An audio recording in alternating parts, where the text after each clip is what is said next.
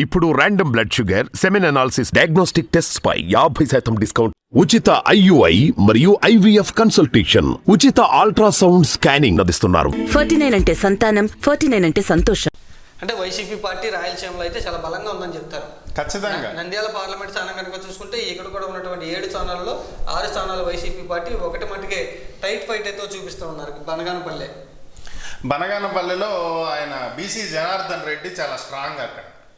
So గతంలో చూసుకుంటే Banaganapalli constituency లేదు, ఇది పాండ్యం కింద ఉండేది.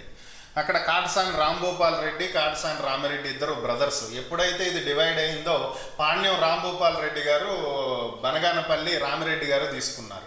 సో ఇక్కడ బీసీ జనార్దన్ రెడ్డి చాలా స్ట్రాంగ్ అయినటువంటి పర్సన్ కాబట్టి లాస్ట్ టైం రామిరెడ్డి గారు గెలిచారు, కానీ ఈసారి కొంచెం టఫ్ ఉండొచ్చు అనేది అంచనా.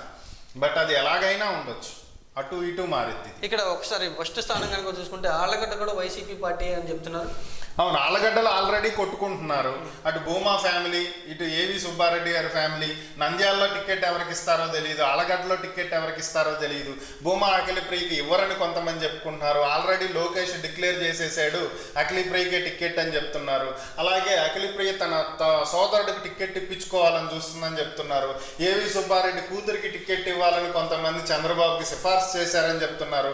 ఓవరాల్గా ఆళ్లగడ్డ నంద్యాల రాజకీయాలు అనేది విచిత్రమైన పరిస్థితుల్లో నడుస్తున్నాయి. కాబట్టి ఇప్పటి వరకు వైఎస్ఆర్ కాంగ్రెస్ పార్టీనే అనుకోవచ్చు. అక్కడ టీడీపీ అభ్యర్థిని ఖరారు చేసేదాన్ని బట్టి ఉంటుంది. Okay sir.